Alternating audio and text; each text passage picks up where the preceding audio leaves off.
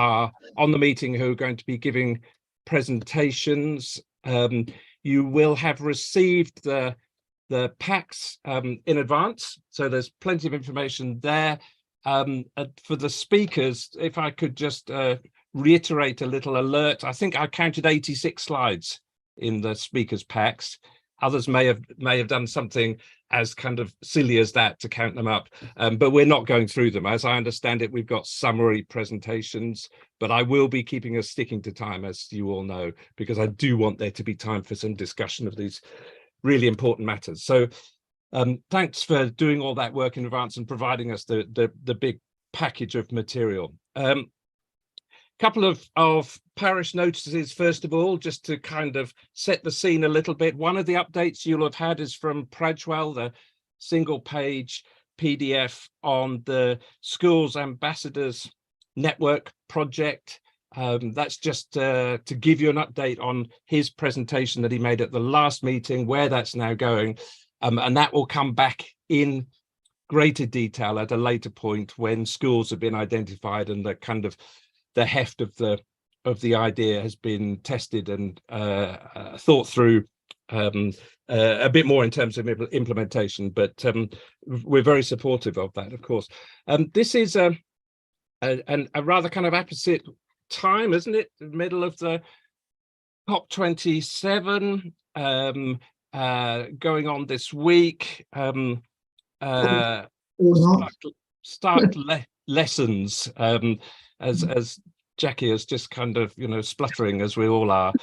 Lessons in a sense, I think, in holding good and bad in the same hand almost. The goods of kind of good words and processes, things are still going on. There's still talk, there's still kind of advances. Bads, absolute bads.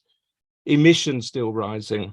CO2 parts per million in the atmosphere still rising. Extremes still being reported. I mean, we've not seen any global reversals of all of those things, so that they look disconnected. Goods of individual countries advancing really, actually, remarkably quickly in a number of areas. This is a little kind of question I quite often ask in talks. What links Norway, Iceland, Costa Rica, Paraguay, and Albania? Well, the clue is in the topic that we're working on, is that they're all 100% renewable in terms of energy use for electricity generation. And at the 90% level, noting that the UK is 35%, at 90%, Kenya, Ethiopia, Namibia, Tajikistan, and Uruguay.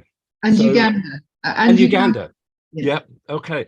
And I did note that a certain prime minister of this country at the beginning of the COP last week on Monday said, we are here to help you, for example, Kenya, get better at what you're doing. Jackie's now going to tear all her hair out altogether. I was in the room, and I just have to tell you that it was, there was a stony silence from the UK delegation at that point, because I think they realised that they had committed the cardinal sin of thinking that what was the difference between words and reality. Yeah. But it has been absolutely inspirational. I just got back last night, and there are some inspirational things happening. But it's people like Mia Mottley, Prime Minister from a small island state in the Caribbean, that are going to be the stars of this COP, no doubt about it.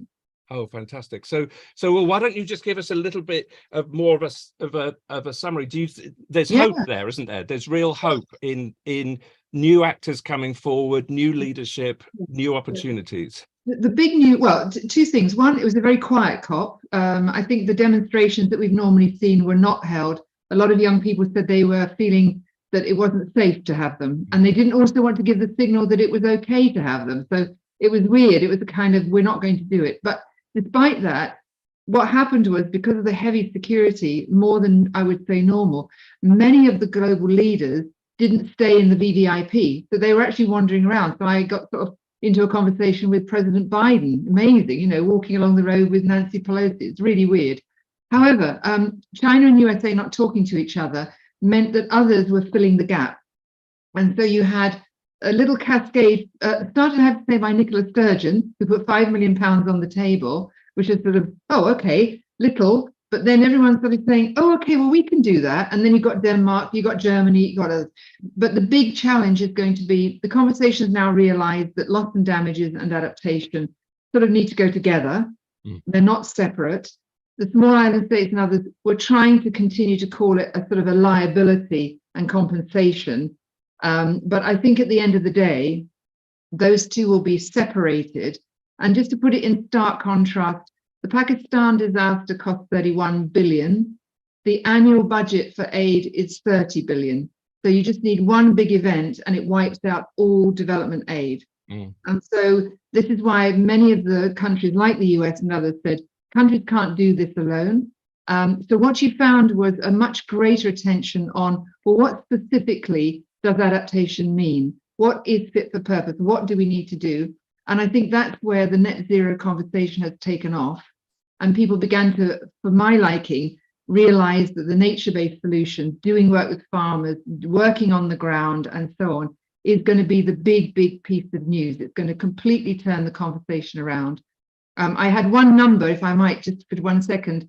I calculated that if we store 1% soil organic carbon in even just half of the world's agricultural soil, just 1%, it actually would store 311 gigatons of carbon dioxide equivalent. That is the entire emissions gap. So literally, if we were to take care of land and soil, we would be a huge way down the road. So then you have countries who've lost all their soil, you know, Pakistan, 1/3 underwater and salinated, islands where like Tonga, you know. So I think it's not a trivial challenge, but the conversation completely altered after Tuesday when the financial institutions made the point that sovereign wealth and governments just don't have the money anymore. And so there were very, very realistic amounts of money put on the table, nowhere near enough, but at least in the right direction. So yeah, I think it's a quiet COP, if I can call it that, a quiet COP, but I think there will be a lot of progress by the end. Fantastic. Thank you, Jackie. Brilliant. I was just kind of hoping that there might be some on the ground reports. As I was walking down the road with Joe Biden, that's a great line. I know, it was like that. Oh, hello. Oh, it was very strange. Well, I did have lunch with Jimmy Carter once in his house, just me and him. So I can go back to that one.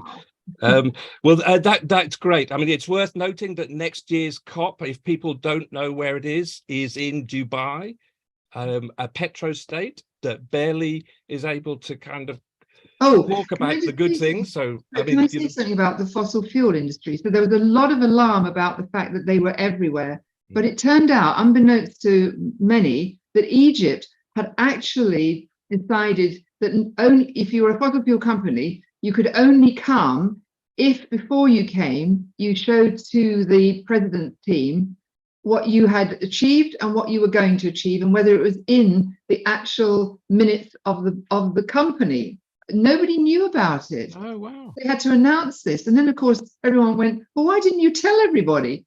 So that was a kind of really interesting thing that they did. So, yeah, anyway. Who knew? Wouldn't that have been a great idea to do that at Glasgow? Yeah. Great. Okay, well, good. So I think we're holding, as I said, good and bad side by side. But for us here in this commission, a really key role for COP is all about states, obviously, and other actors kind of trying to make various cases, but sub-regional activities within countries, cities, regions, counties, mayors, businesses, the kind of commission that we're all working on, and remain critical actors in all of this as the non-state actors, and are widely recognized. So I just wanted to kind of set the scene for just trying to create a language that says there is still hope, even though the big numbers look kind of worrying still. We have to keep believing that's possible and keep pushing the net zero argument, because that currency is still strong despite the kind of countervailing forces, as it were. Jackie, thank you very much for that. That was excellent. If I could move then just to point out that you've had in your summary PDFs that came from Louise on at the end of last week, a summary of the SIGs update. So on the local nature partnership, which Simon chairs, on water, energy, transport, buildings, community engagement. We're not going to discuss that this time. And just assuming that you're able to kind of just spend a few moments scrolling through those updates. I just want to thank all the SIG leads for putting those together. They haven't disappeared. They are really, really useful to have them. And I think we should continue this sort of accountability of the SIGs back to the Commission in this kind of way. But we won't discuss those in detail unless they come up in the other discussions as we're proceeding. So the second item on the meeting is on the annual report, and I want to thank Sam and colleagues for doing a really fabulous job to establish this, Sam and Peter, to establish this as a kind of norm, that this is going to be produced each year and measure progress towards net zero. You've got the report. I want to open it up for any kind of comments and discussion. But first of all, Sam, do you want to just kind of set the scene for this and just tell members of the Commission the significance of the annual report and what you've been doing to establish it, and what, in a sense, kind of what it's saying as well? So I'm hoping you'll have had a chance to have a quick skip through. In November last year, when Essex County Council kind of accepted the Commission's net zero report, accepted the recommendations, and put forward its own climate action plan, it made several reporting commitments. So within that cabinet paper from last November, there was a commitment to report as an organisation on our own carbon emissions, and we have corporate KPIs that include our own carbon, and we do that through our standard kind of performance reporting as an organisation. But we also made a commitment to report annually on Essex as a county. So that's quite a big undertaking. We have modelled taking the original baseline that was done for the Commission report and then updating that with the latest science-based targeting. We've modelled the emissions level for Essex against that baseline, so we can start to model progress, and you'll see that's in the final chapter of the report. But I think it was also an opportunity to kind of capture, we report back to the Commission on progress across the county at each one of these meetings, but actually this report pulls together work across the county for the first year. So the whole pivot of the report starts with the Commission. So this annual report sits July to July. So the Net Zero Making Essex Carbon Neutral report was published in July 21, and the annual report covers what's happened in Essex as a whole between then and July 22. And ECC as an organisation is committed to do this every year, to look at what's happening across the county, and to redo that modelling every year, and that's a corporate commitment. So the report aspires to be as comprehensive as possible. It is inevitable that we will not have captured everything because our information cannot be complete. It's not possible for us to have a handle on absolutely everything. But we aspire to be as comprehensive as possible. And a lot of the work that is happening in Essex, of course, driven through the broader public sector, through our partners at district, borough level, with the NHS, with the universities, with our business community, and with community groups and parish councils. And I hope that all of that is, at least to some extent, reflected in the report.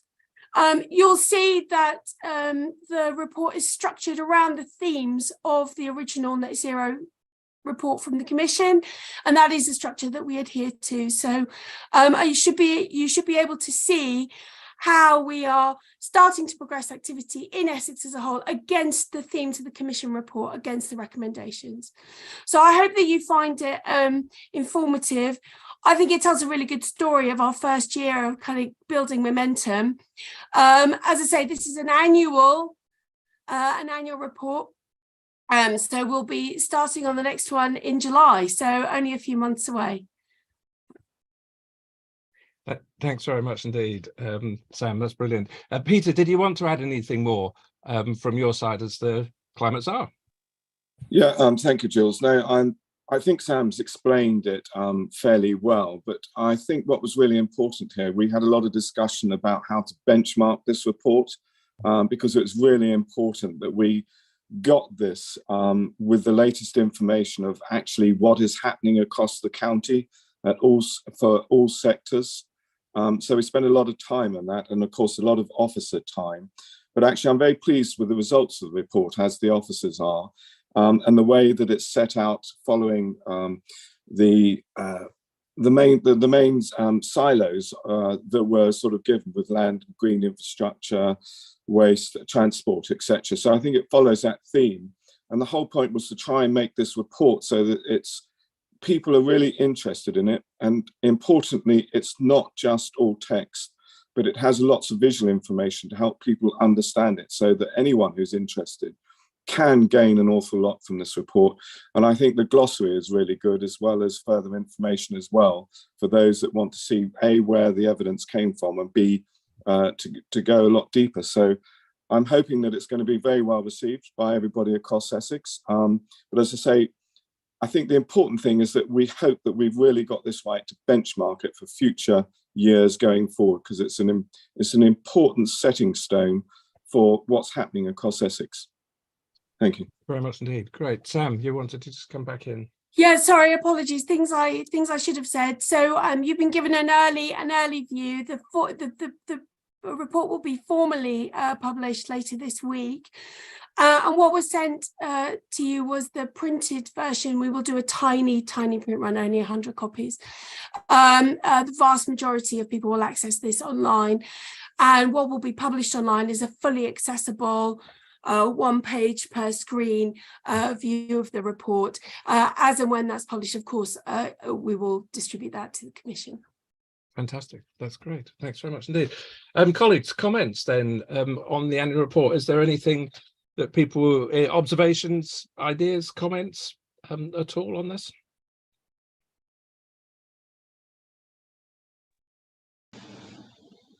Well, I think that's we'll take that as positive, will we? If people want to put up thumbs, well, let's Simon, yes, jump in. Only because nobody else has said anything, and I've got to go in a minute.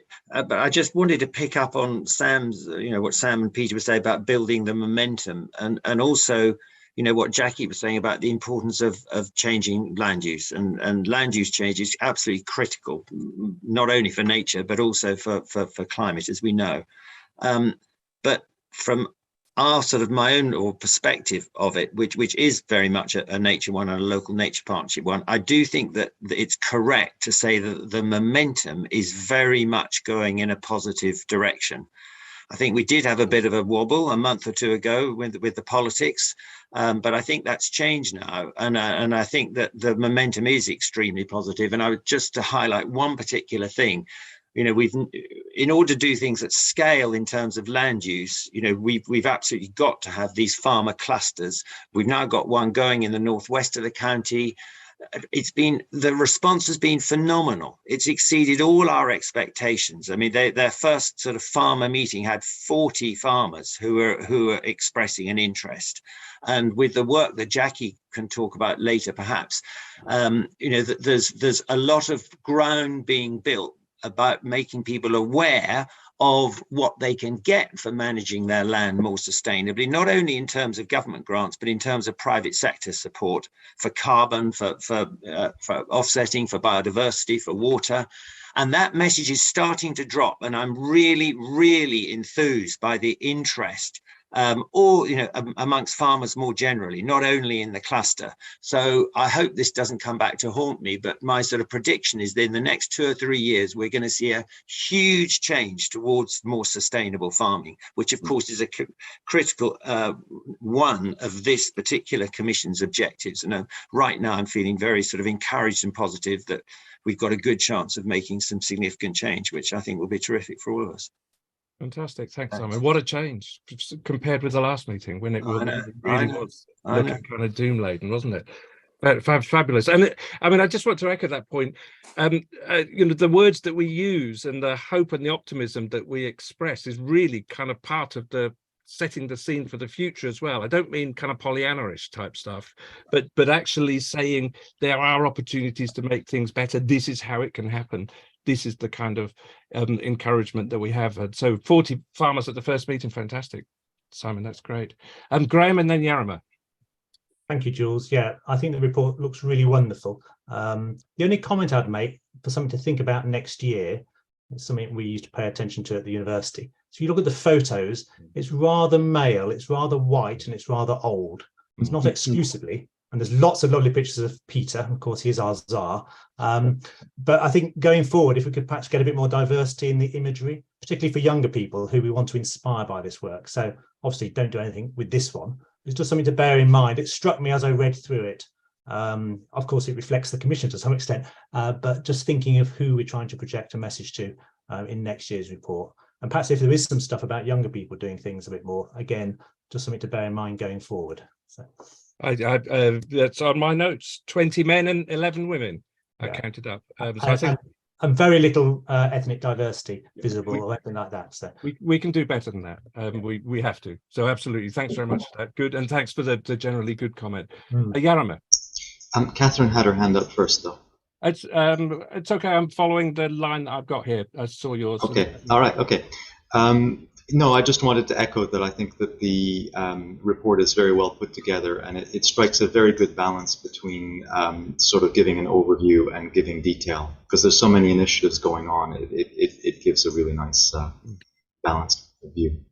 Fantastic. Great. Thank you. Well, back to Catherine. Catherine, sorry to jump in there, but following the hands up and down. Over to you. Thanks, Jules. No, huge congratulations to Sam and her team and to Peter as the czar. I think it's an excellent publication. It looks really good. You can see that people will be encouraged to look through it both online and in the short print run. Huge congratulations on doing that on page 44, 45, as Sam mentioned, the measuring your total carbon footprint. Really striking how much of that is scope 3, 95% is scope 3. And how, that's unsurprising, but of course it's hugely significant what a challenge that is.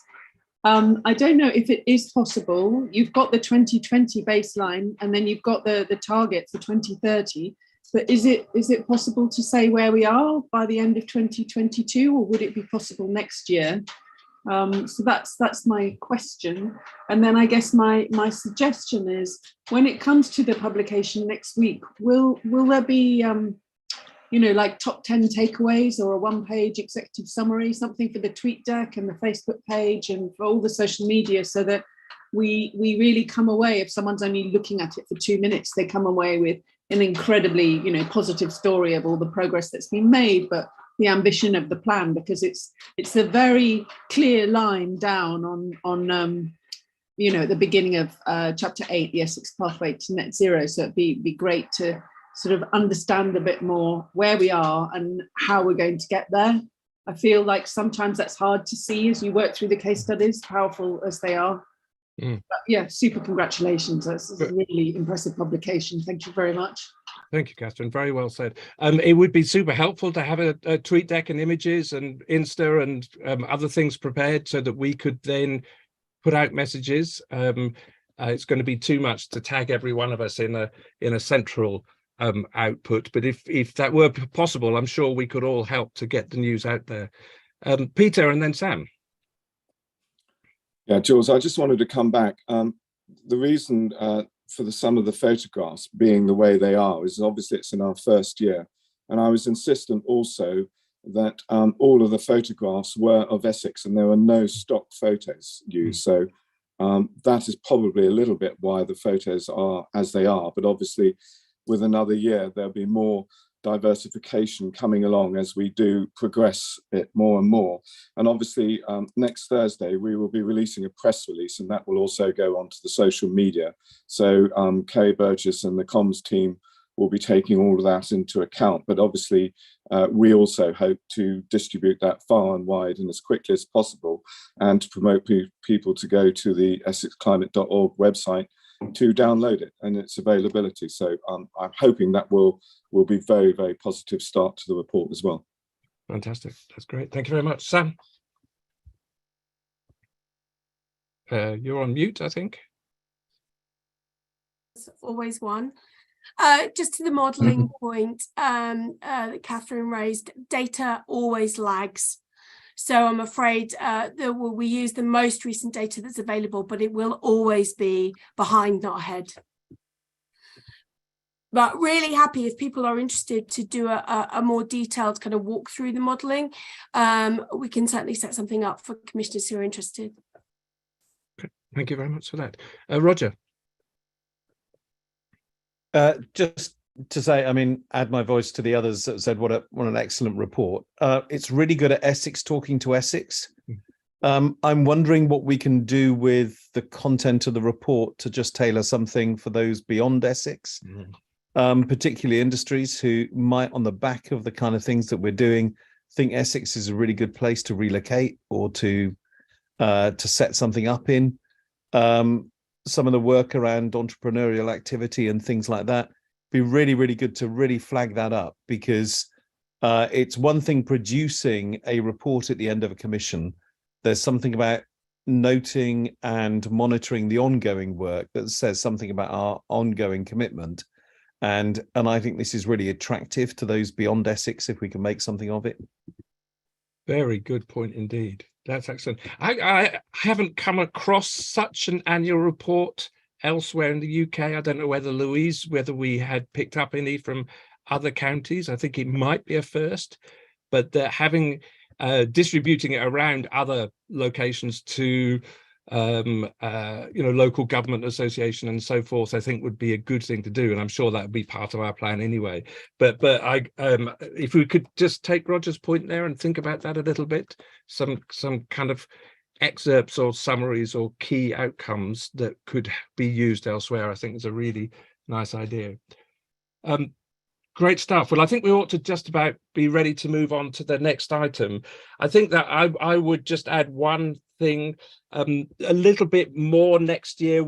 I think we'll try to tell more about local groups and local action. There've been quite a number of climate committees formed in parishes and in districts, lots of kind of local action, and I think we could do a little bit more on the colour of super local action. So not just at the county level, but actually show how these kind of things are bubbling up from underneath. So I think that's something that we can pick up and have a little bit more richness about how people's lives have been improved by all of this, which is ultimately what we're all trying to do. So thank you, and thank you again, Sam. I hope you and colleagues will feel kind of reassured and happy with the feedback from everybody. So lots of support, and keep us all looped in. And if Kerry and colleagues can send round packs to help us on the socials, I think we'll all do our bit on the release day as well. And I think that will help get some quite considerable splash with this. Because people are really, when I talk about what's happening with the Commission, people in other parts of the country are super interested to know, and this is going to be a real opportunity to back up what we had in the main report 18 months ago. Super, great. Okay, so someone is sharing, Graham's jumping in super fast to share your first pack of slides. We move on. Is this the right thing to be doing? Is it as I introduce the next section? Graham is introduction to the built environment. Then updates on net zero homes and retrofit is this section. Now the test is going to be in how well the speakers are disciplined to get across key points without me leaping in. But you know me as a chair, I'm going to leap in if people are going on beyond the time. We are starting 5 minutes later, so of course I'm taking account of that. But let's try to stick to time. And the main speakers, apart from the introducers who've just got 5 minutes, Graham and Tom, is not to take up the whole of that slot, because I want to give colleagues a chance to comment. There is a discussion at the end for 15 minutes, but if there are specifics on individual talks, I want us to have the chance to do that. So Graham, this is you to set us all on the way. So thank you very much, Jules. So just to reiterate, we are a pro-growth county. What does that mean? It means sustainable good growth. So next slide, please. So what we have to do looking forward in terms of the built environment, we've still got 20% of Essex to deliver by 2050. That is an awful lot of new homes, 200,000 new homes, probably the same equivalent in terms of jobs, and also probably sort of 70 to 100 new schools, plus all of the commercial premises and places where people need to work, etc., etc. So next slide, please. And the easy answer to the built environment would be for government to change the rules in relation to building regulations. If the government amended the building regulations, quite quickly we could deliver net zero operational carbon homes. However, government's moving with the lifetime home standard in 2025, which is not carbon zero. So therefore the working with commissioners and chief planners across Essex, we've identified something like 50 different tasks. So all of those tasks means it's a lot harder for us to put in place the evidence and put in place the pieces of work, and the presentation today will be taking us forward. But just coming back to the point, I think that raised by Bishop Roger, is whilst this is for Essex, actually we're getting quite a lot of publicity in terms of the good work. So we've done stuff now that is nationally first. I'm presenting at a national webinar this afternoon on a piece of research which you're just going to hear. So I'm stopping now to do my bit and give the team more time. So thank you very much, Jules. That's super. Thank you very much indeed. Graham, that's splendid. So on to then, I think I've got Nicola and Matthew are going to be presenting the next little bit. Is that right? Correct. Yeah. You can never quite tell. Matthew, there you are. Over to you then. Thank you. So Nick and I are presenting together. There's a couple of slides from me. Then there's the main detail on the main study that's just been produced, and then there's a few bits for me to discuss at the end. So just a reminder, just from talking about the Climate Commission report, and the main element that we're really thinking about when we think about the net zero viability study and some of the other bits we're going to mention is that, you know, all new homes consented by 2025 to be carbon zero or before. So that's kind of the main focus is where we're coming from. Some of the other recommendations obviously relate to some of the colleagues' work that's coming up as well, but just as a reminder of what, you know, our focus and aim and goal was in relation to that. So just to set the context, so net zero carbon homes, there's a number of ingredients involved in achieving this. And although we're sort of addressing all the bubbles in all the different pieces of work we're doing, today we're really thinking about consistent policy, and we're thinking about support for and from local planning authorities. So this is really where the elements of this piece of work and the pieces of work that we're discussing coming up are the main focus, although we are addressing the whole. So just before I transfer over to Nicola for going through the zero carbon viability report, we now have, with money that was put together, you know, by the Commission through a bid that we had, was to set up a new climate and planning unit. So it's fresh and new for Essex. We don't know if anyone else in the country has done something like this, but this is a whole new resource to support mainly, planning authorities, local planning authorities, as well as support colleagues at Essex and, developers and others through the development process to support policy development. So basically, we have officers who Nicola is one of them, and we have a couple of specialist roles which we're recruiting to. But we also have a number of associates that we tap into through place services, so through their associates network, to provide support on policy development, and also through master planning and pre-app work that we do alongside our district and borough colleagues, alongside the development industry. So the first one, we now have a subgroup of IPOA that now looks at climate change, and there is a climate change lead for all the districts. So all districts have put forward a climate change lead, and we've had representation from 13 of the 14 districts at the last meeting of this group. It's now met 3 times, twice on looking at the new policy formulation and the evidence base that we have already, an evidence base coming forward to push forward with a suite of new policies in local plans.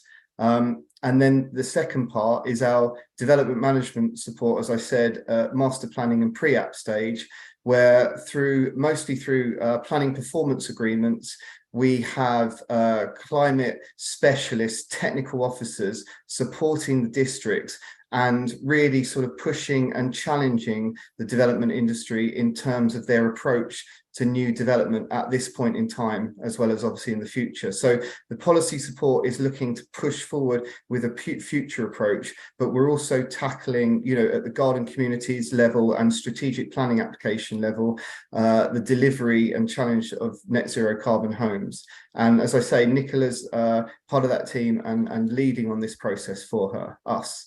So with the time frame, I will pass over to Nicola at this point. Thank you, Matthew. Yeah, so as Matthew said, the planning system is our sort of key lever to delivering net zero development, and specifically setting local plan policy is essential for this.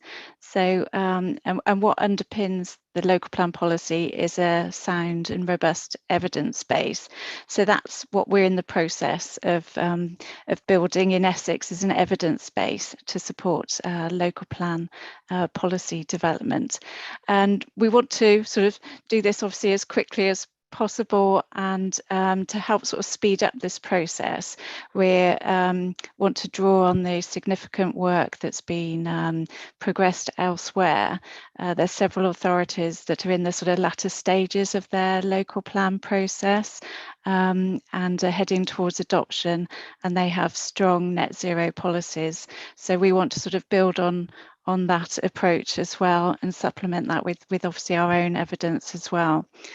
So we're really pleased to have recently published our first Essex specific piece of evidence to support local plan policies, and that's called the Net Zero Carbon Viability Study, and it's by Three Dragons consultancy. And it's available on our dedicated new webpage, Net Zero Evidence webpage, which is part of the Essex Design Guide. And we're intending to build that webpage up so it's a resource for our Essex local authorities to use to help support their local plan policy development. If you switch to the next slide, Matthew. Great. So I'll tell you a little bit more about the Three Dragons report. The main purpose was to assess the cost and the viability of achieving net zero development in Essex. And with any piece of evidence, we need to be clear about the definition of net zero used. So I just wanted to highlight it here. So in the study, it defined net zero carbon buildings in terms of 100% reduction in operational carbon emissions from regulated energy use. Now, I've just put on there the difference between regulated and unregulated energy use. the regulated is to do with more the heating, hot water, lighting of buildings. The unregulated is more to do with the activities of the occupiers, so sort of cooking, appliances, energy used for that type of thing. Now, the unregulated energy is being calculated to be about 50% of total energy used in buildings. So we're really aware that we need to obviously address unregulated energy use as well as the regulated use as well. So we will touch on that again later. Next slide, please. Thank you. So the three dragons, they had a really comprehensive methodology to looking at viability for net zero. They focused on what's called a fabric first approach, and that really focuses on minimizing that energy demand that a building uses. We want it to be as energy efficient as possible. And so they modeled building fabric standards that are based on the widely respected Passive House standard.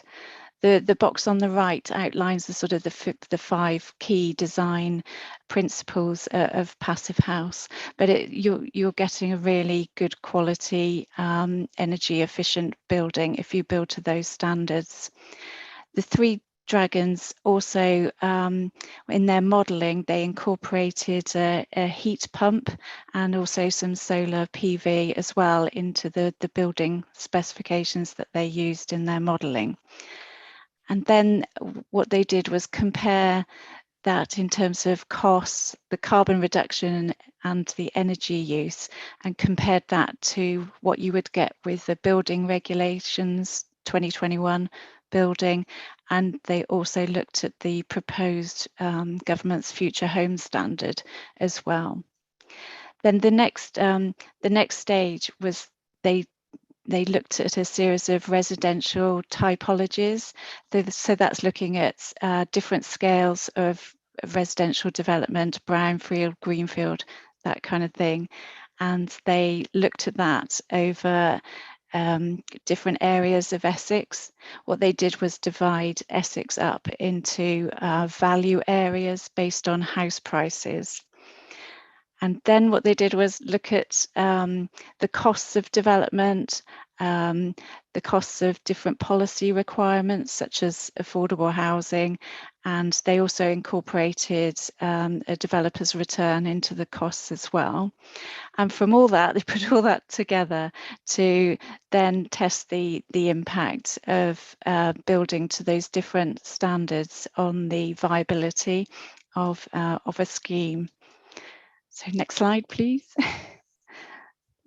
So the key findings were that they building net zero regulated carbon homes were viable in most of the residential typologies they looked at and across most of Essex as well. And they recommended building to Passive House classic fabric standards with a heat pump and solar PV, and that would really establish a good basis for delivering net zero carbon homes. And then one of the most key messages is that the difference between going from the government's future homes standard that they propose for 2025 to this Passive House based net zero standard, the costs are marginal. It's between £2,000 to £3,000 per dwelling extra to go that bit further than the future home standard. And the study also confirmed that we do need to go beyond building regulations to deliver net zero.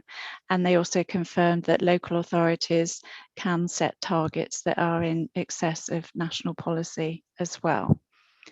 Next slide, please. So on this slide, I just wanted to highlight why we should push to go beyond the future home standards towards Passive House fabric standards. And there are significant benefits for doing this. For example, with we'll be future-proofing those new homes that will be built. They won't have to be retrofitted in future, which costs a lot more. It's much better to build them right from the first place. The energy costs for occupiers are significantly reduced, and that's what the graph on the right-hand side shows.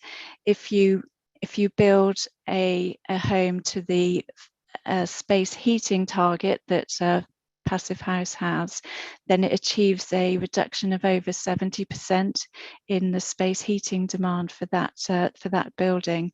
And obviously that is so crucial at the moment in terms of energy costs, and it would insulate occupiers from future price rises as well, because the energy they need has been reduced so much.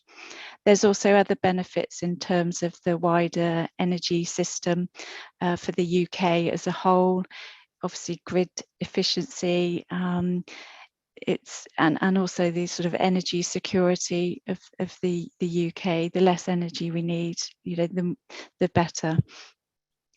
And one of the main pushbacks likely from the development industry would be to do with costs, but our evidence has shown that the costs are marginal to go from the future home standard, which is something they'd have to do anyway, to then just go that bit further and achieve these quite significant benefits for occupiers, the UK, and obviously the climate as a whole. So next slide, please. Thanks. So in summary, the policy advice, if we go back to the local plan policy, the Three Dragons advise on this fabric first approach. They recommend the passive house with heat pump and solar PV is the standard to be adopted now, and to deliver that, they recommend setting some performance indicators, and those indicators are based on this space heating targets and total energy use targets as well.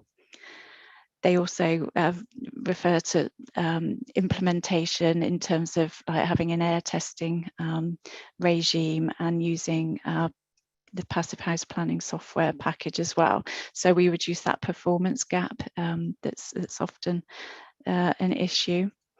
And then they also acknowledge that this is a fast-paced area of policy development, and they recommend that we should keep under review the policy approaches that are progressing through local plan examination elsewhere, for example in Cornwall and in Bath and North East Somerset Council. If we move on to the next slide, that just touches on that.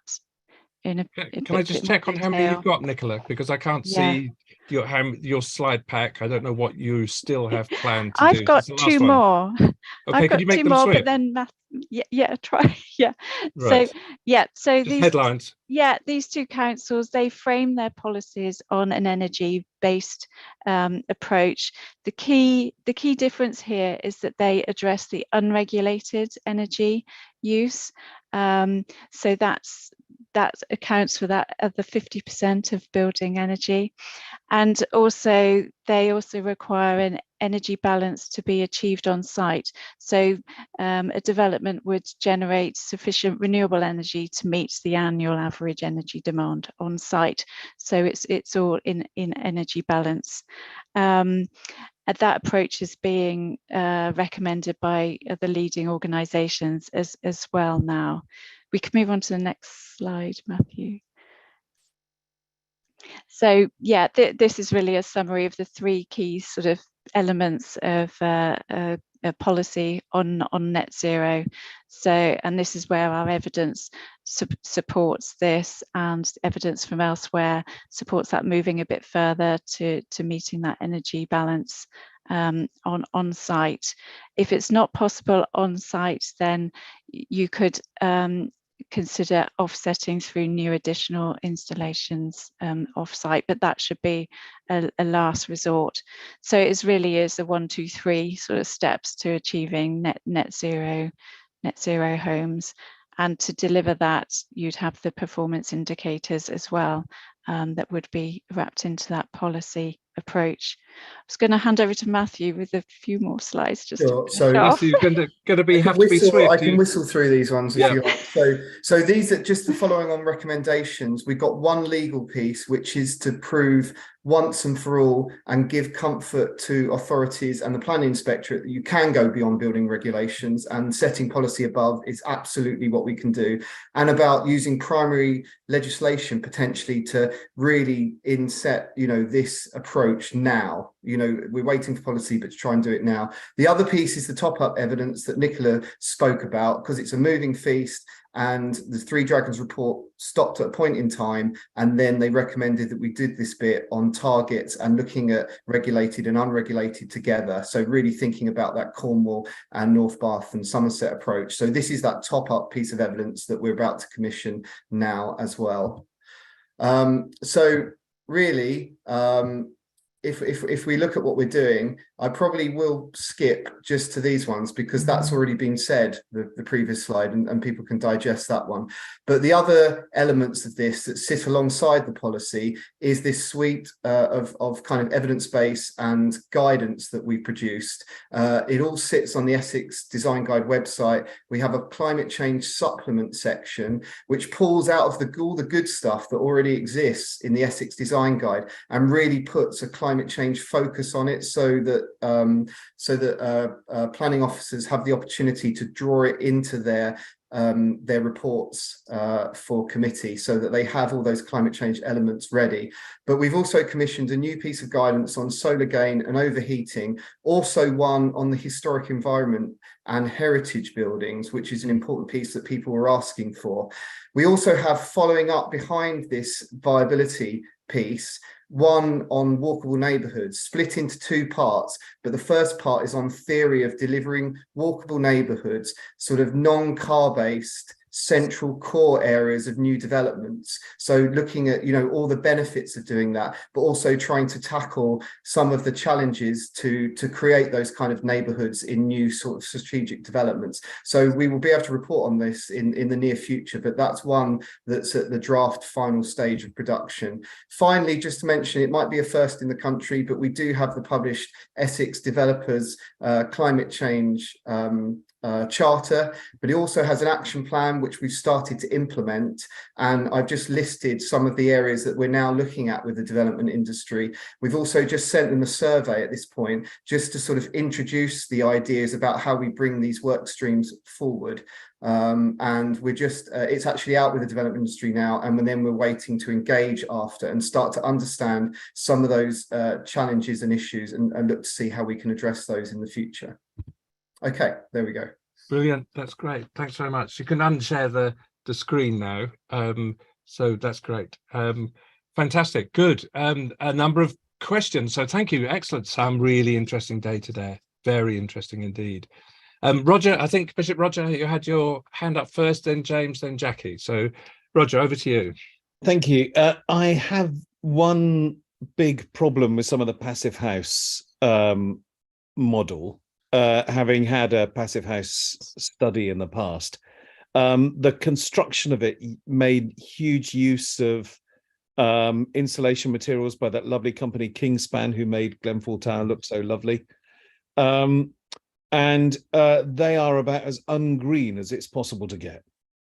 And I wonder whether we can look at sort of embodied carbon and the nature of the materials used in construction and where they're constructed and things like that as well, because that adds to the overall carbon impact of that new building.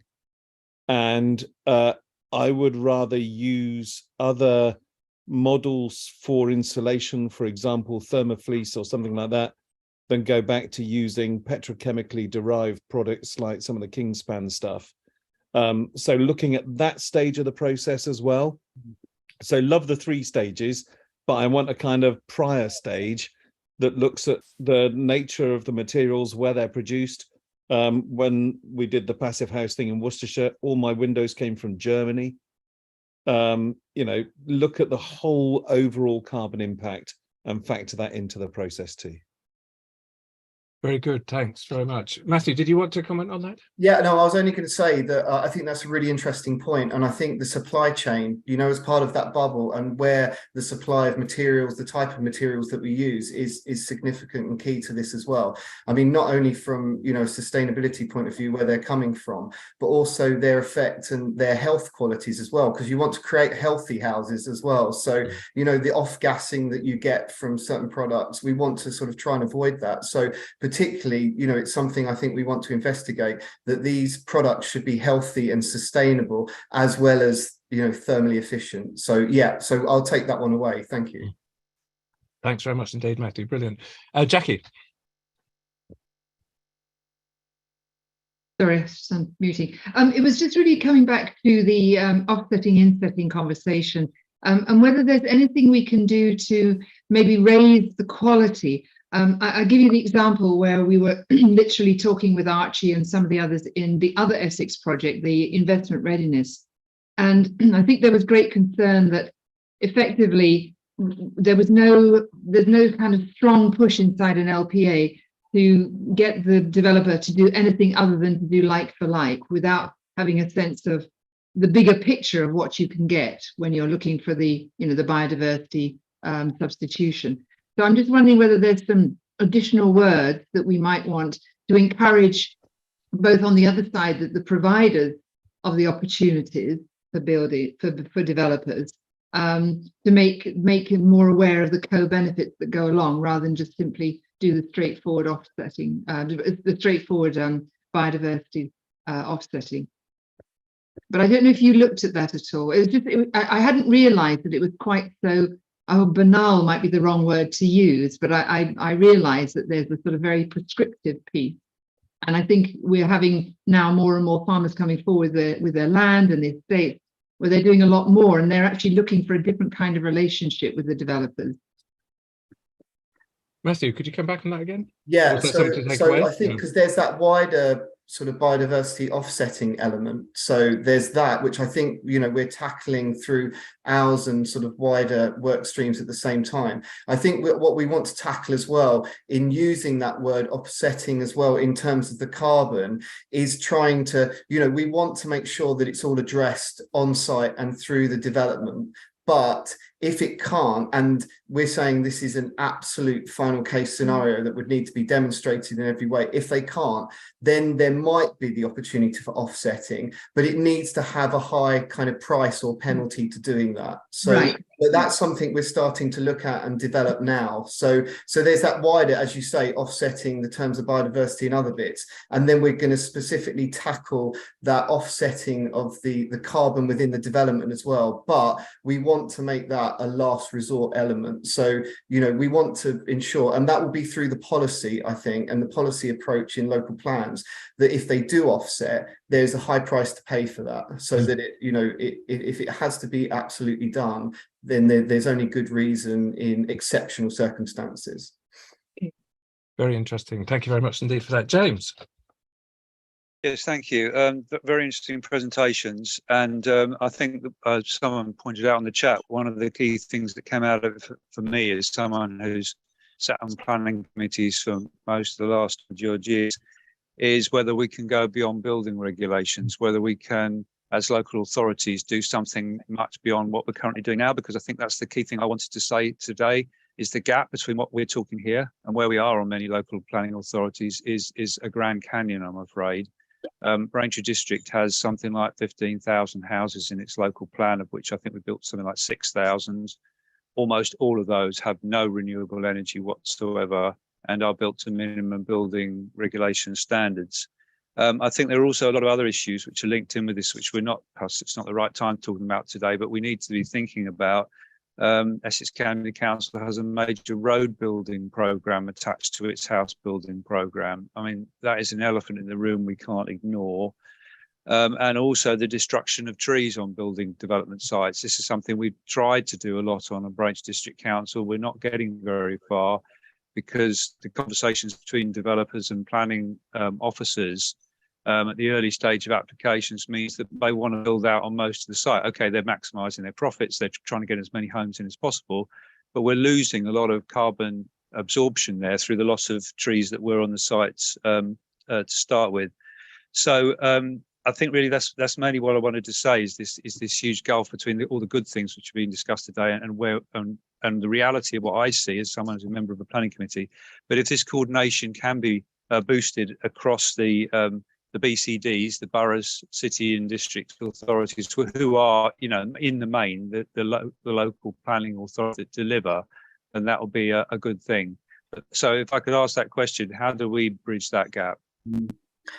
I would say sort of, you know, two elements to that. One is this key piece of legal evidence that we're putting together, which is being commissioned imminently, which will look at two elements. One, you know, in absolute terms, you can go beyond the building regs, and this will set out all the reasons why, so that it's there to give comfort, as I said, for planning authorities, but also for planning inspectorate, you know, whether that is related to appeals or whether that's related to an examination in public, you know. So because we have seen cases where there has been inspector, you know, not sure of that position. So this will be there to say, yep, statement that this is absolutely possible. The second part is looking at how we can potentially use primary legislation and other legislation to provide the hook to the evidence that we have now and for emerging policies, and to use some existing policies, and how that suite of documents, suite of policies and acts can come together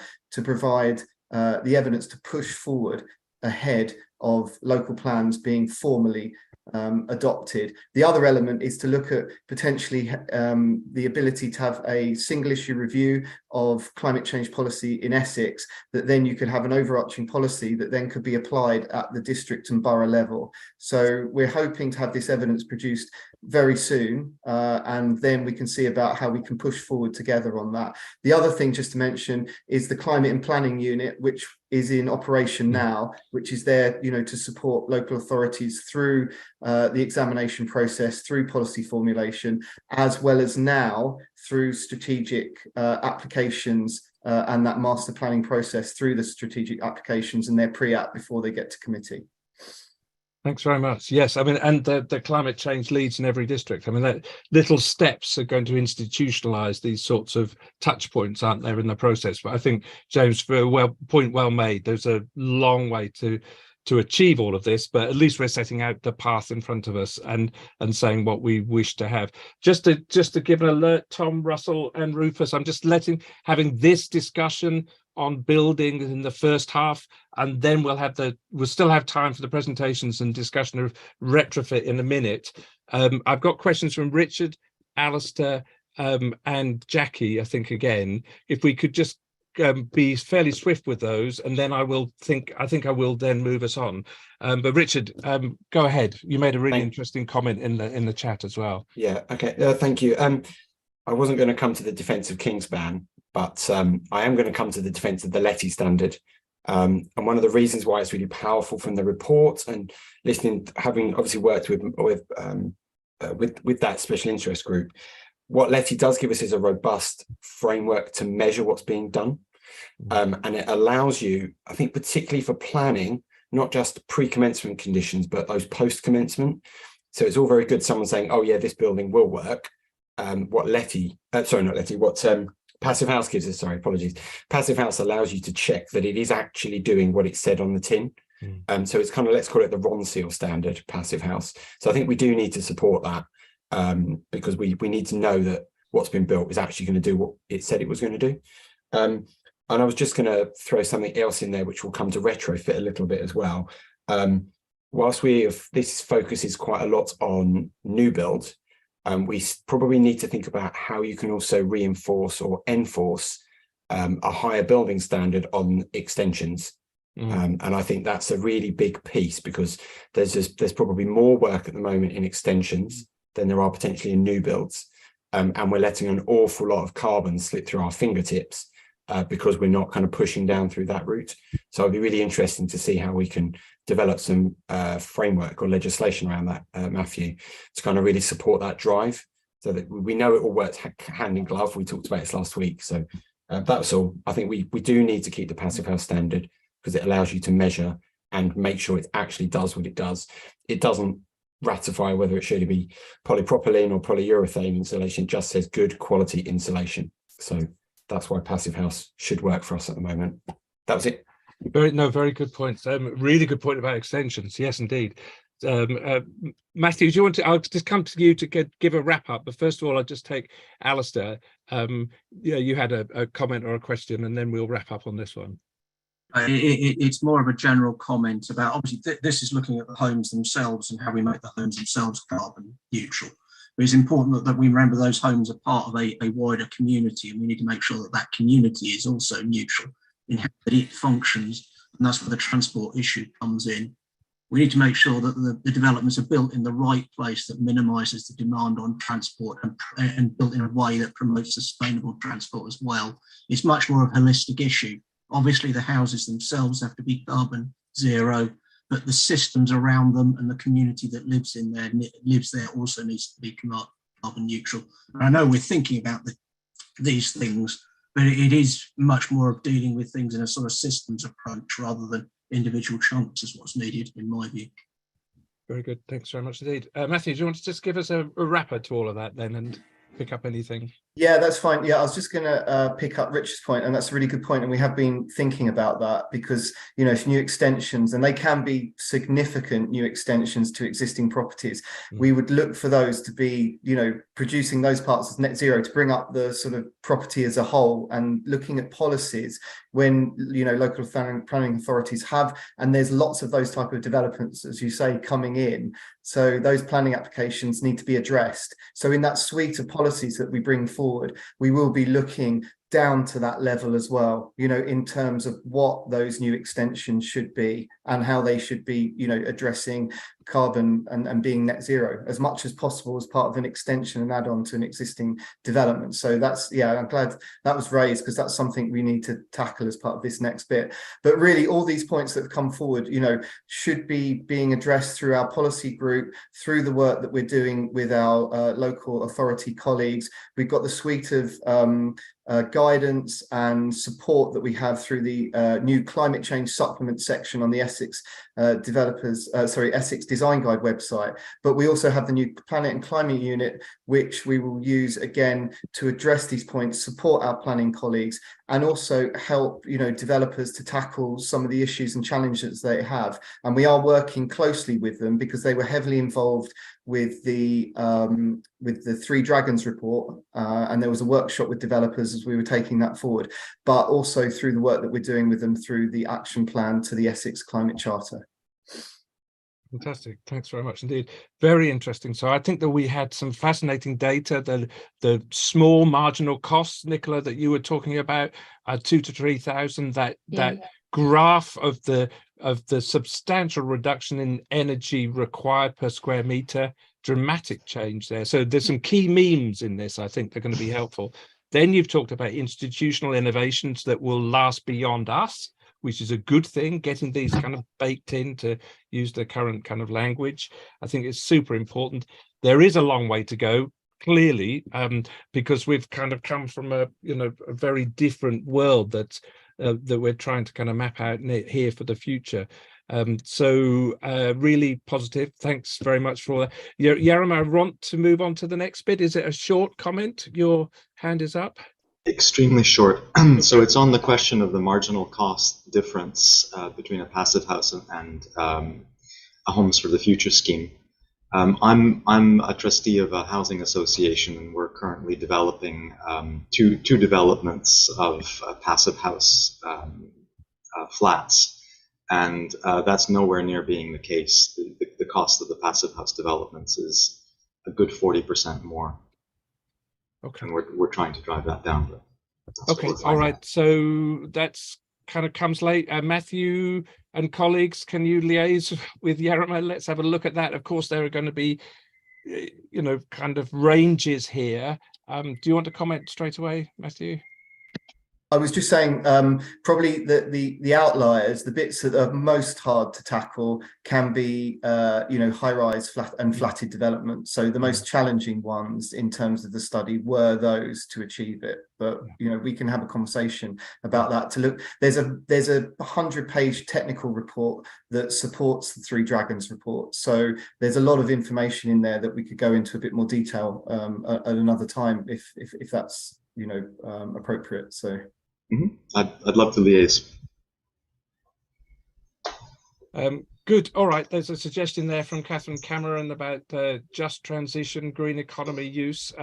Yep, I agree. I think there are some sort of problematic uses of the word growth in all of this, which has a kind of, a national echo, as well as we are seeking a kind of transition to a different sort of economy. I think we kind of all get that, but making the points clear and when we're actually producing documentation will be important. Matthew, thanks very much for that. Nicola as well. Graham, thanks for setting the scene. Let's move to retrofit then. So part 2, Tom to go first, Russell and Rufus. Before you start your presentations, can you tell me how many slides you're going to be seeking to use so that I know how near the end you are? Tom, you've got 5 minutes and I can already see 6 slides. So I've got 6 slides, so I should meet the 5-minute deadline. Yeah, brilliant. All right, over to you then. It would be nice to leave a bit of time for discussion, because as you can see, there are lots of good ideas coming from the Commission. But retrofit, really important part of this picture. So let's carry on. Great, thanks, Jules. So good afternoon, everybody. I will just briefly introduce the topic of retrofit before I hand on to our 2 external speakers, Russell Smith from Parity Projects and Rufus Grantham from Bankers Without Boundaries, with whom we are working. Just by way of context, though, so we have some of the least energy efficient housing stock in Europe. The image on the left shows how UK housing stock typically performs with heat loss compared to European neighbours. 75% of the homes have been built in the UK before building regulations required insulation, and almost 100% of homes will require some form of retrofit pre-2050.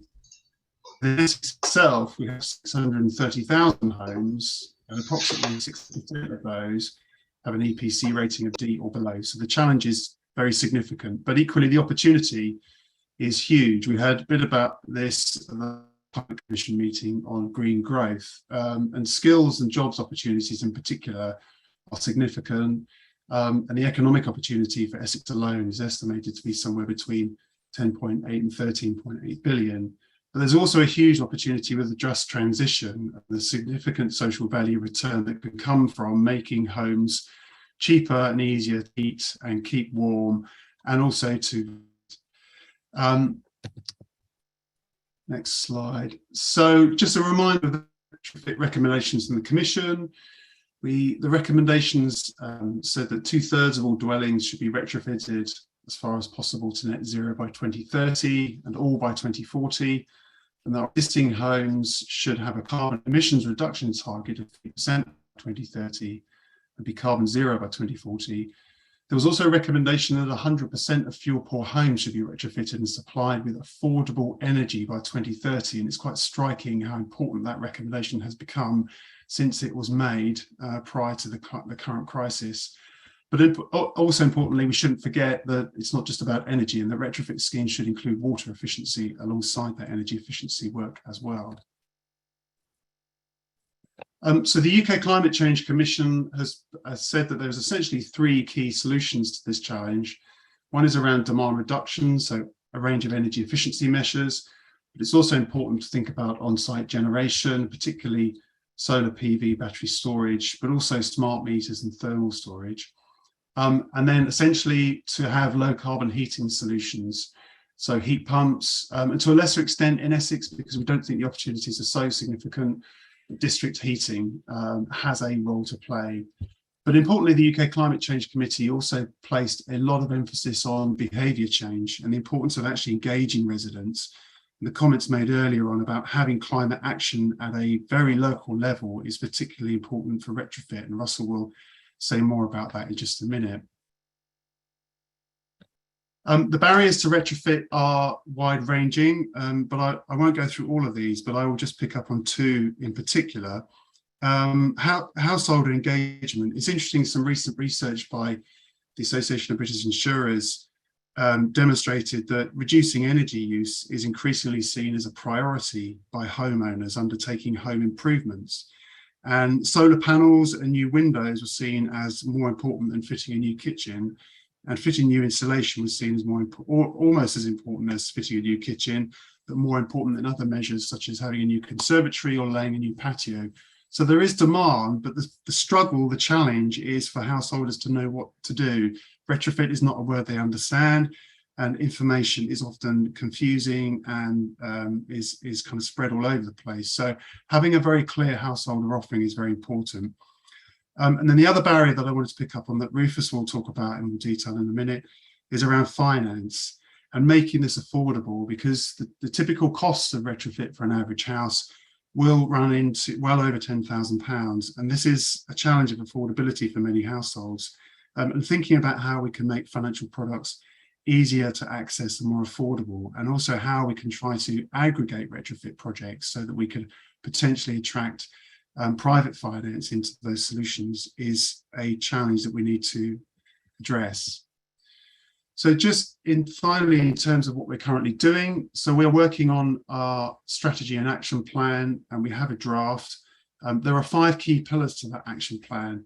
There's an emphasis on gathering data to target our retrofit programs. It's really important we have a good understanding of what retrofit measures are needed where, because solutions will be different in different parts of the county. We've put a particular emphasis on securing government funding. We've been doing very well on this so far, but continuing to work on the government's existing government grant funding programs for low-income households in particular, so programs like Sustainable Warmth and Eco, and making sure that that money is coming into Essex is really, really important, not least for building a pipeline of retrofit work in the county. But alongside that, promoting retrofit to the self-funded households, so to the mass market of households who wouldn't qualify for grant funding and would be looking to do retrofit or energy efficiency projects in their homes, and making that offer available to them and easier to access, really important. And then alongside that, having a very clear program of work around boosting skills and supporting our local SMEs. Richard did a fantastic presentation on this at the last Climate Commission. Really important that that work goes hand in glove with the demand side. And then lastly, thinking about this being very much a kind of a people and community-led approach. So working very closely with local advocates and local community groups to help retrofit become part of local community activity. And again, that's something that's kind of embedded in the work that we've been doing with, starting to do with Russell and Parity projects. So I will end there, and then I will hand over to Russell Smith.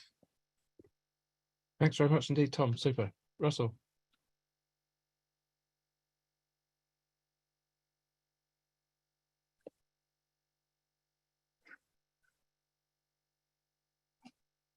Okay, Russell, I can see you've already got 18 slides. How many is your total?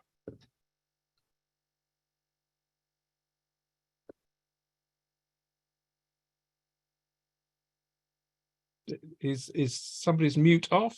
Is somebody going to be speaking to this?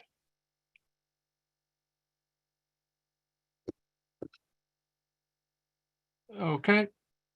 Tom, is it back to you to do this? Is Russell actually online? Yeah, Russell's here. Oh, here. Sorry. I unmuted myself and then was put on mute again. Sorry about that. Right, you are. Where you go. Russell, how many slides have you got? I've got 11 substantive ones and some pretty ones in between. Okay. Yeah, I'm Russell Smith, MD of Parity Projects. I've been in deep retrofit for 20 years. My first project was my own home. I got my heating bill down to 50 quid and thought it nonsensical that nobody else was doing it. So I jacked in my job and started a business. What I bring to you today is work that we've been carrying out for a number of local authorities around the country, but also on the basis that I carried out the government's, the Construction Leadership Council's National Retrofit Strategy last year, on which a lot of this thinking has been based.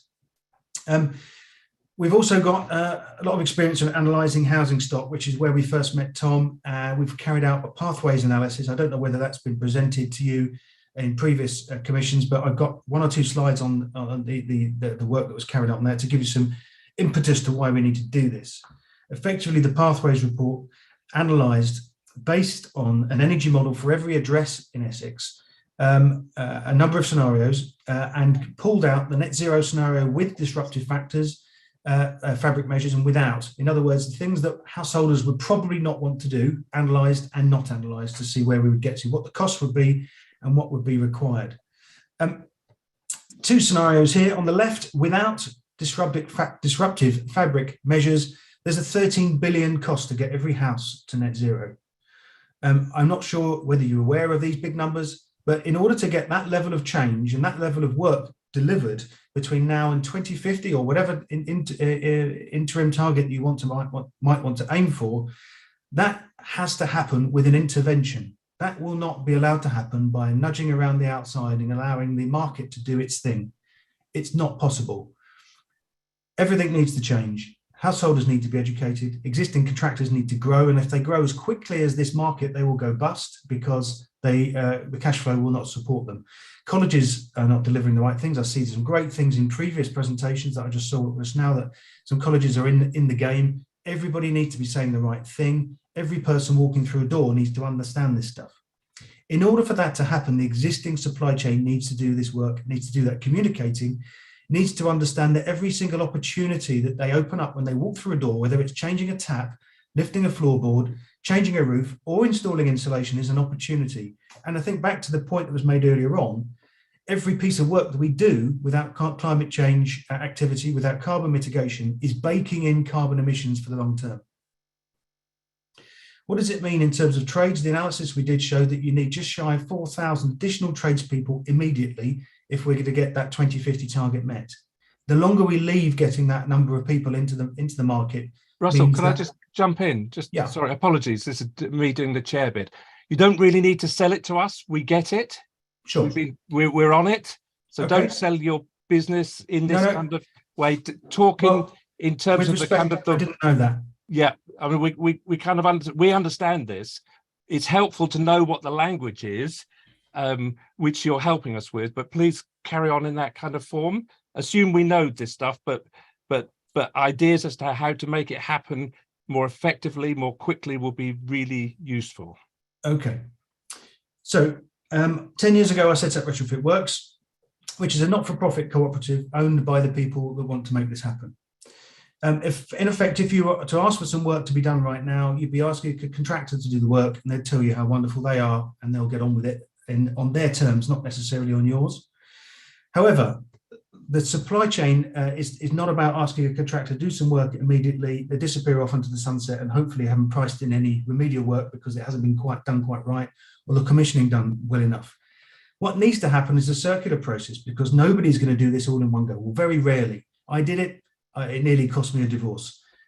Doing these things phased over time is the sensible approach. And that means all the things you can see on your screen there, all of them done by local experts that can do this very well, coordinated by someone that knows all of it and can make sure that all of those things are guided and directed extremely well.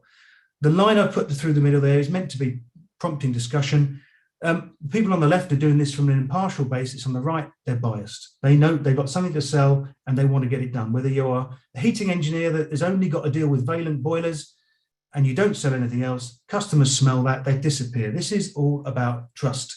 And small organisations locally guided, so there's a competitive market within which people are offered an opportunity and they get it done on that basis, is the market that will make this work. Retrofit Works brings all those organisations together under one bracket. So customers are not necessarily aware and they don't necessarily trust the supply chain. If advocates such as charities and councils can come together with practitioners who want to offer this work under one bracket, it can be a local brand, or what we've done earlier in other parts of the country, I'll explain shortly, is to come together and offer what local people really want. Everyone owns it. They've got a stake in the process, they've got a stake in the outcome, reputation is everything, and they'll build it on that basis. The model is based around one of the key tenets, really, that you've got clients that understand the market, from their own perspective only. And advocates will recognise that, and they'll work with them to get this done. The advocates are members of the co-op alongside practitioners. They're equal partners, and we build around those members a number of tools that allow them to do their job much better, whether it's an opportunity to do their marketing well, online tools that householders can access for free to model their own energy consumption and see what their upgrade options are. The vetted supply chain is all about making sure those people say the right thing, do the right thing, and prove that they've done it well. The model is paid for. It could be a number of different ways, but essentially the way we've run it so far is that contractors, once they've done the work, are charged a fee for the value of the work. So it's built into their price. It could be charged to the householder at the end. It's really up to how local people want to get that done. But obviously all the right prerequisites and balances in there to make sure everyone's doing the thing well. And a supply chain is key, fed in from both sides. Householders, effectively customers coming in from the left, contractors coming in from the right, a number of different elements that mean that they're brought into the process in a graduated way, not just filling a form in and suddenly they're available. But customers know where they are on the journey in this centre line here.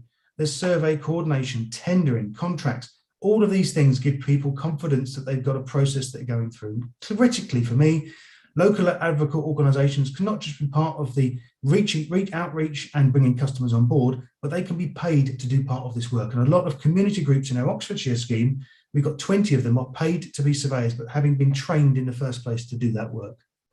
The one I want to highlight is Cosy Homes Oxfordshire here, run with Low Carbon Hub, which is a not-for-profit community energy cooperative. That has become the first ever local retrofit program to stand on its own 2 feet without any external funding now. It's in profit and it's generating a surplus and it's growing. I'd encourage people to look at the website. There's some really cool information on this, some great case studies. The key thing from my perspective here is for you to understand that we do need to charge people to do work as a service, but that is graduated. People spend a bit more each time they go to the next stage. That includes a whole house plan, a trained surveyor to come and produce a report. And I say the bulk of the cost is about getting installations underway. But that is a long time after, potentially, the customers first entered the process. So there's an enormous cash flow challenge here. For us, it was a £734,000 grant from BASE to get this underway, which has now, we're in a position to start paying that back, but only 5 years later. So that's the lag. The working capital to get this kind of thing off the ground is quite big, and there's a lag in paying that back, if indeed that is the case. Key lessons: you have to have the confidence you've got people in place from day one to do this work. We were very lucky. Householders in Oxfordshire were very patient. We did frame it correctly. We said to them, we're not quite ready. We'll wait. And they waited. They've still waited. Within 3 months, we had 400 people willing to spend more than £30,000 each to get work done on their own home.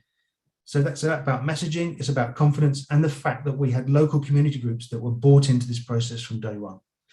One critical element from my perspective, it could have been going much harder and faster and bringing supply chains on much more readily if local authorities in Oxfordshire had been involved much better from day one. They weren't. And that's something we're looking to change. And I'd encourage Essex to do much more of that if that's possible. There's an animation here online. Go and have a look at that if you want to know more detail.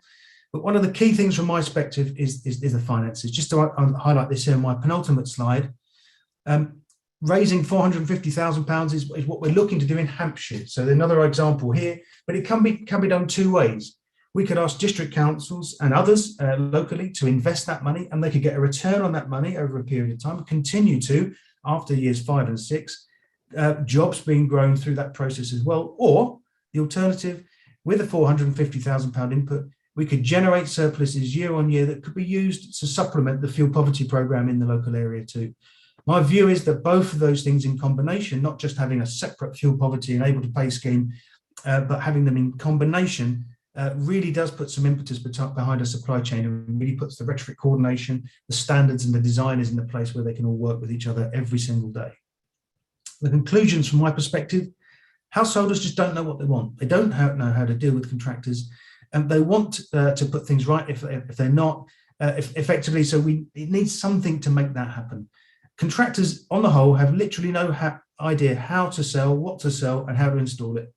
They need that support. It's not that they don't want to, it's they generally have no exposure to these things, and it really needs something there, some kind of scheme, some kind of overarching premise to enable them to do that work.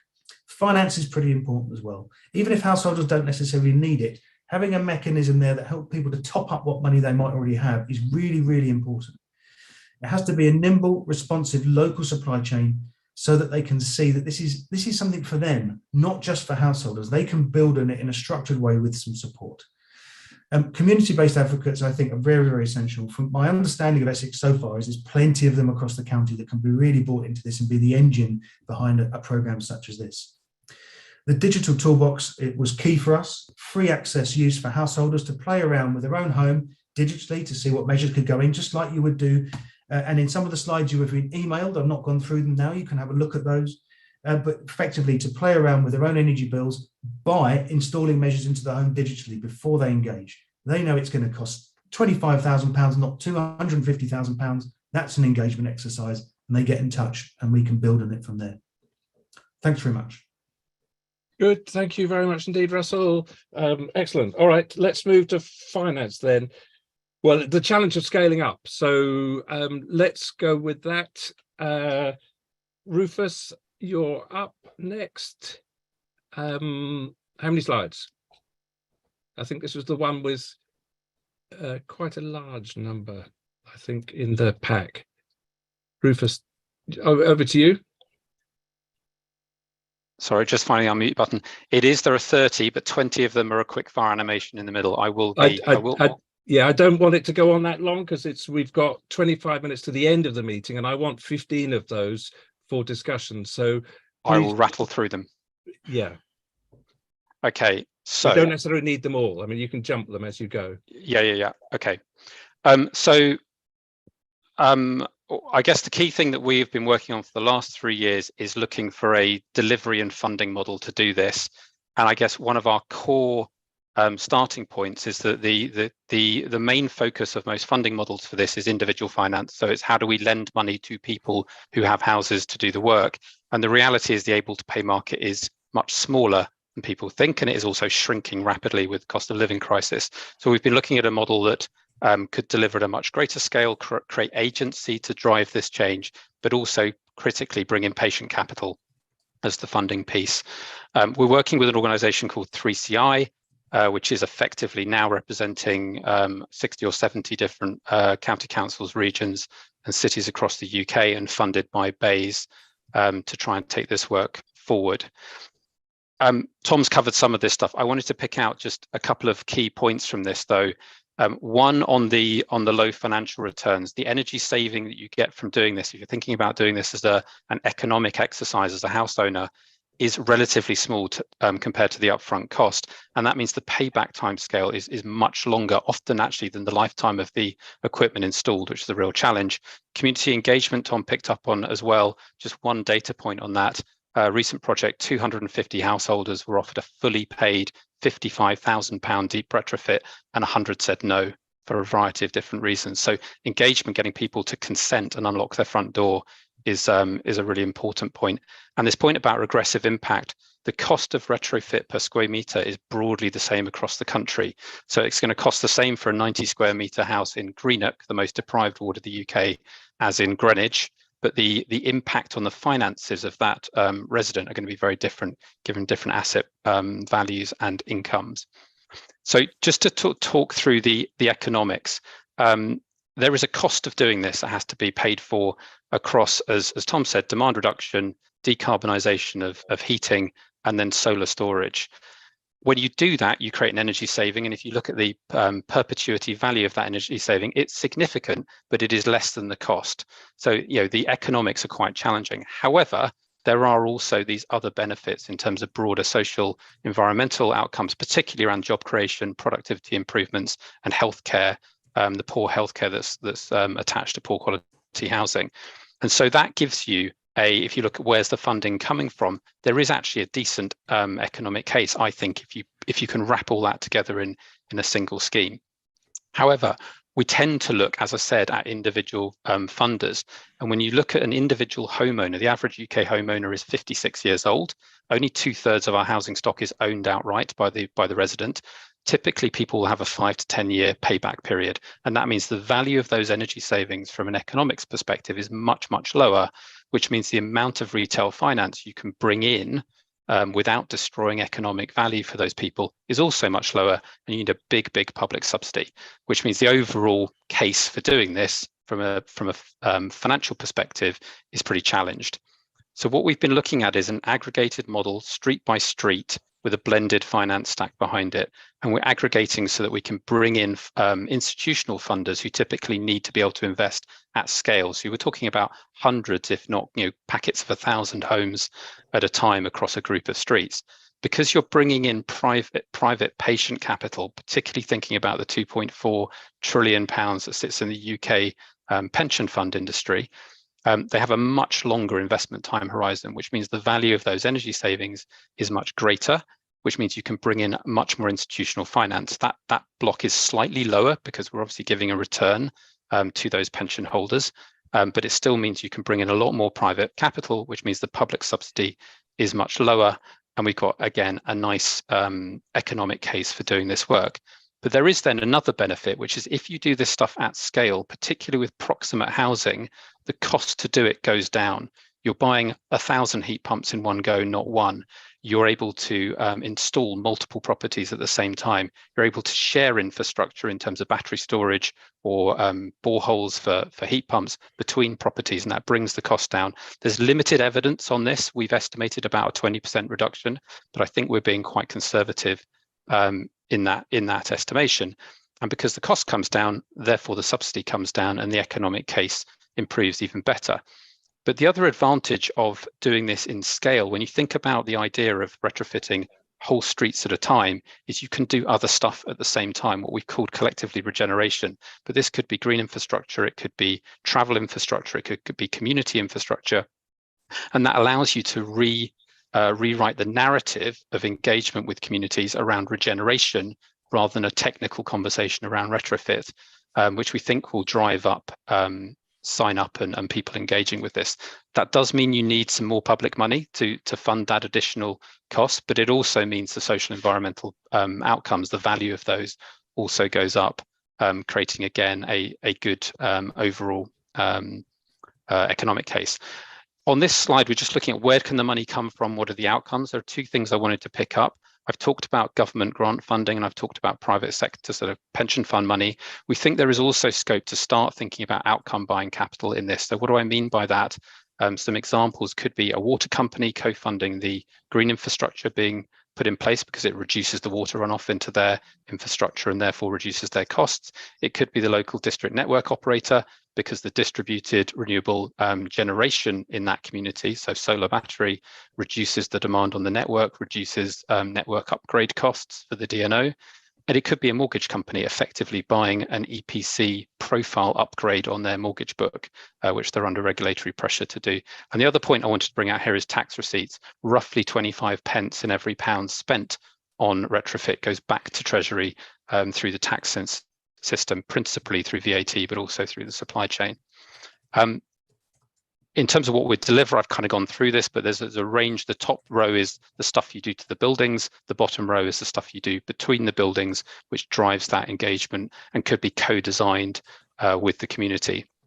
We're talking about a funding vehicle in partnership with local government, but taking this funding off balance sheet for local government that delivers all of that work fully funded, so no cost to the resident, into a neighbourhood, and then captures through a property-linked legal mechanism part of the energy saving. So the resident will make a net saving and the resident will have no upfront capital contribution, which again, we think improves the uptake because financially that's a pretty attractive offer, but that creates an annuity income stream for the funding vehicle that can then support the finance.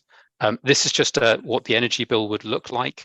Unfortunately, looking forward over the next 12 months, we're looking at a 4,000 plus average energy bill for the UK. These are the three components of insulation, heat pumps, and solar battery, and what they do to the bill. You can see why we include solar battery because it's about 20% of the cost, but it's a significant part of the saving and is effectively cross-subsidizing. And then how we split that energy saving between the resident in yellow and the income stream to the financial company in grey. I'm not going to go through this in detail. This is the detailed capital stack. But our modelling suggests that roughly 2/3 of the cost could be covered by pension fund capital, getting a low return over bank rate, reducing therefore the amount of public subsidy required. And then finally, I'll end on just 5 key reasons why a place-based approach, scaling for capital, improving the economics, creating a regeneration narrative for residents, which we think will drive sign up, gives agency to local government to really start to drive this through in a planned way, rather than as Russell said, a market-led approach, nudging 28 million householders isn't going to work. And then also avoids that reliance on individual debt, which we think will be very aggressive. I will just finish with, if I can add a 6th potential benefit of this approach, by creating a catalyst or a mechanism for communities to come together and take some agency in driving this forward. There's also the ability, I think, to create a much longer lasting sense of community strength, which I think will also be difficult to value, but also be very valuable. And I will stop there. As I said, rattled through many slides quite quickly. Very interesting indeed. Thank you, Rufus. Fascinating. I mean, one of the things I pick up, I like this kind of link to regeneration, actually. Not the form of regeneration that's been beaten to a pulp by government policy for the last kind of 30 years, but actual kind of building on assets in communities. And when I talk a lot to local groups, they are asking, what can we do as a group? What sorts of tools and opportunities do we have to make things happen at scale? Obviously, they're thinking within their communities. And I would have thought there's a really good opportunity here for connecting up through the emerging network of climate action committees and commissions across the whole county. So really interesting. Roger, first question. We've got kind of 7 or 8 minutes, 6 or 7 minutes for some questions and observations. So Roger, over to you. Bishop Roger. Thank you. There are 2 bits to this. One is to do with whether we can actually populate some of the offer with some lower grade alternatives. I mean, so for example, if a solar battery is beyond the cost of that a say a householder can meet, then there's some technology they can do if they've got PVs already, for example, that allows them to use their hot water tank, if they have one, as an energy store rather than a solar battery, and power that with an app. Now, for me, it's quite helpful to have different choices, because the crucial decision-making factor for me is payback time. And if I can't justify the expense because, not sure I'll be in the house for long enough or whatever, then the payback time becomes really crucial. So if we can have things with a shorter payback time, that would really help. And just to say, our estates guy going around our schools at the moment, we have over 100 schools across Essex. One of the game changers there is using the nanotechnology hydromix in the heating system, which means that the boilers in the schools are having to run for much less time, and that has given a 30% saving on heating costs there, and is actually quite an affordable. Payback time is then around 3 years. So there are some other things that it would be really, really good to see that might give us shorter payback times and increased take up by households. Oh, fascinating. Tom, can we just take a note of picking up some of these examples where I like the idea of having lots of choice for individuals. So an a la carte menu rather than a plat du jour. I mean, it's always better for people to feel they can kind of enter the space in a kind of different way. And also pick up some specific examples like the one that Bishop Roger mentioned about schools. I think it would be good for us to be telling these kind of stories as well as part of the option space. Rufus, was it, you've got your hand up, so in response to that. Yeah, I think, to me, there are 3 variables we're trying to solve for. One is reduction in carbon emissions, so CO2. The second is an economically acceptable model that pays back, that we can fund. And then the third is actually an opportunity to deliver social benefits. And you think about particularly the healthcare outcomes, job creation, etc. And there's a 3-way tension between those 3 things. I guess my contention is that if we are reliant on indebting individuals, the economics will trump everything else, and the economics are poor. And if you are limited to a 5 to 10 year payback, and you're talking about 3 to 4 ideally, there was a piece of research out recently that suggested the average homeowner is prepared to invest up to £4,000 if they get a 3 to 4 year payback. Now, we're talking about £30,000 to £40,000 with a 30 to 40 year payback. That's the hard reality of actually delivering this, which is why we've been looking towards pension funding and models to deliver that.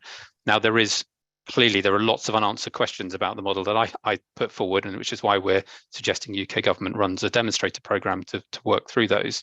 But the reason to take those difficult challenges on is to solve exactly that problem, because otherwise we will just be doing a couple of solar panels here, a little bit of window insulation there that does have good payback, and not actually attacking this in a holistic or systemic way.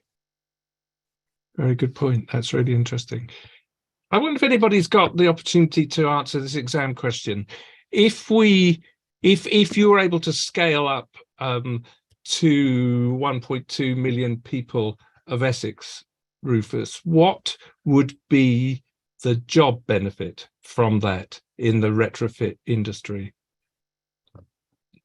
Russell, I know that's a simple question, and in a sense kind of far too simplistic, because it depends on the technologies, as we were just saying, whether it's the full package or the bit.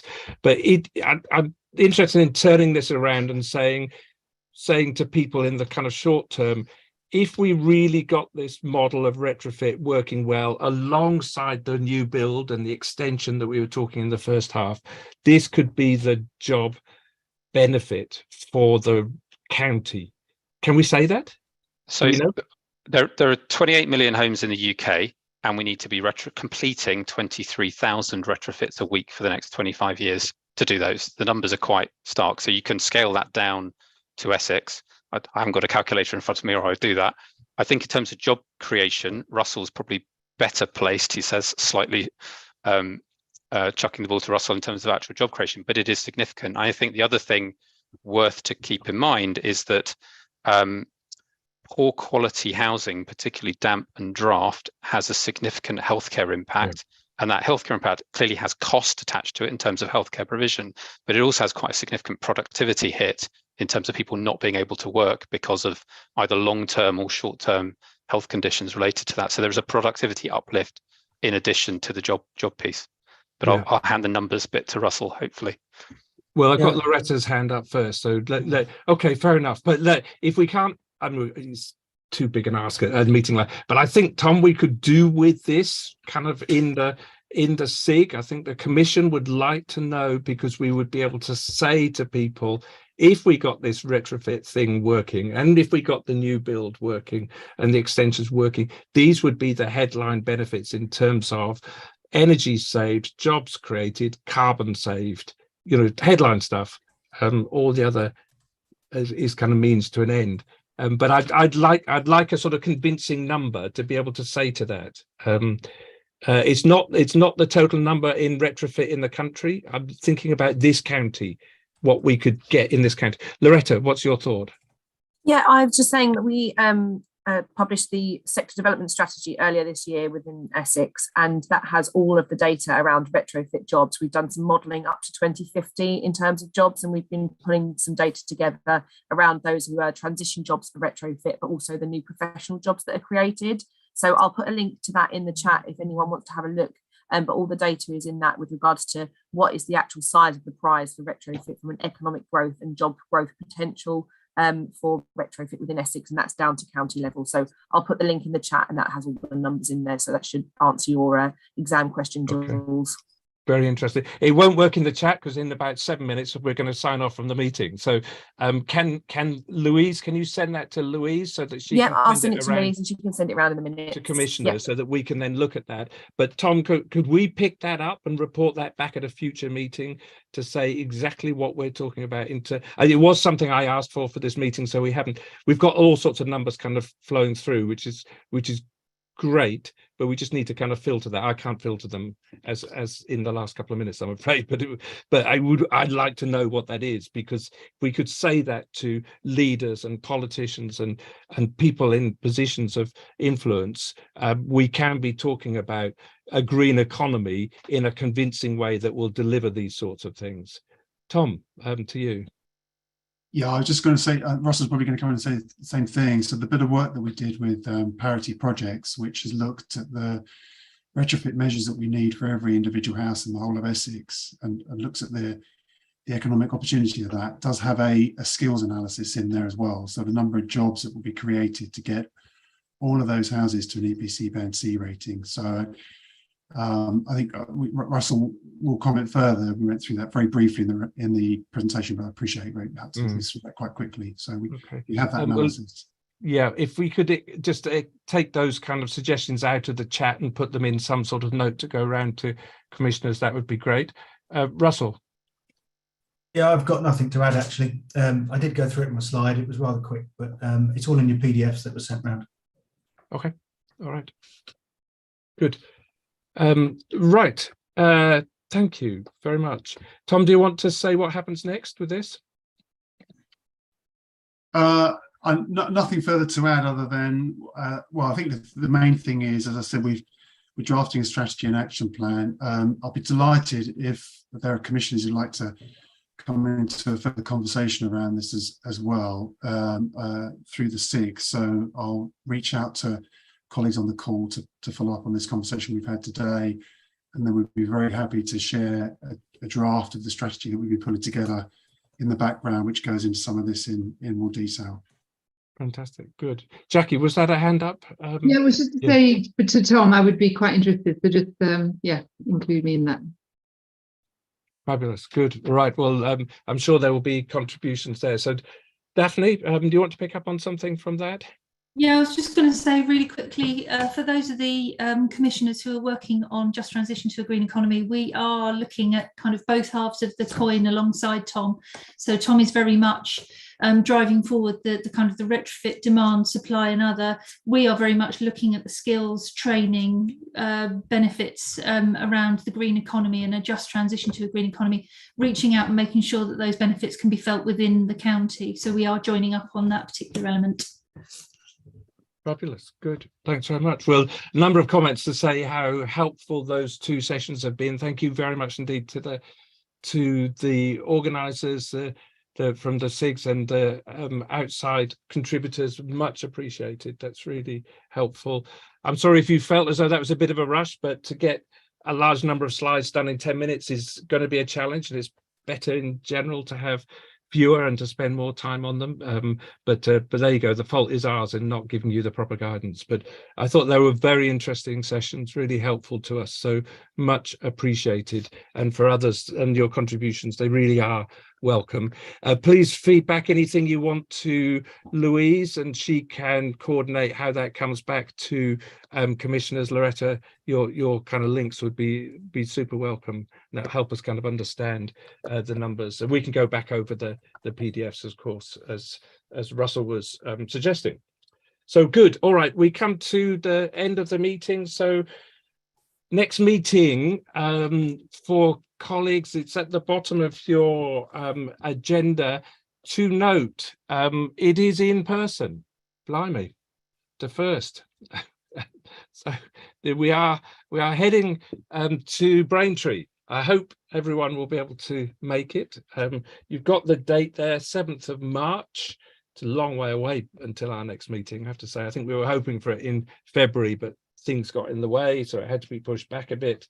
The meeting will run from 10 o'clock until kind of after lunch. So we'll have the commission meeting first, we'll have lunch, and then there's time for informal chat and so forth.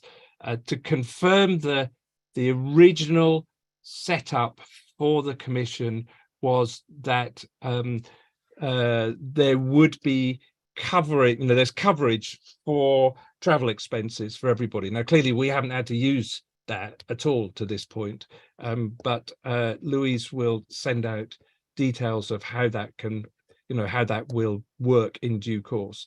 But just to say, we will welcome everybody at GridServe, who are going to be the hosts for the meeting. So I hope we can. Yeah, can we pull travel from the nearest rail station? Catherine says, I'm sure that we can have some sort of clever transport system. I don't know how far GridServe is from Braintree station, but again, that's something we can pick up in terms of detail later on. But it will be lovely to be together. I hope that can work.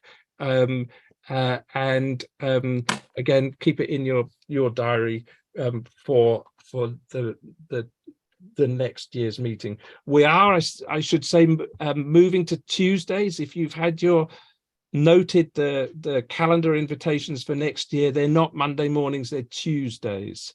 I hope that's going to be all right for everybody, but Monday morning for the big meeting for the first thing in a week can be a bit disruptive. So I think there's a general feeling that it would be better on a Tuesday morning. So well, that's going to be the plan for the future. So I think that's about it. Louise, do you want to add anything more? Have I missed anything? No doubt lots. No, that's it, Jules. That's great. Fantastic. All right. Well, thank you very much, everybody. Much appreciated. Really good and interesting data and information. The chat all disappears now. So hopefully if there are key things in that, those can be distributed. So thanks again to the presenters, much appreciated, and for the comments and questions. And we'll see you in due course. Keep a watch for the annual report information, social media package, and whatever we can then use to let people know the good work of the Commission. So thanks again, everybody. Signing off. Great. Thank you. Thank you. Thank you. Bye-bye.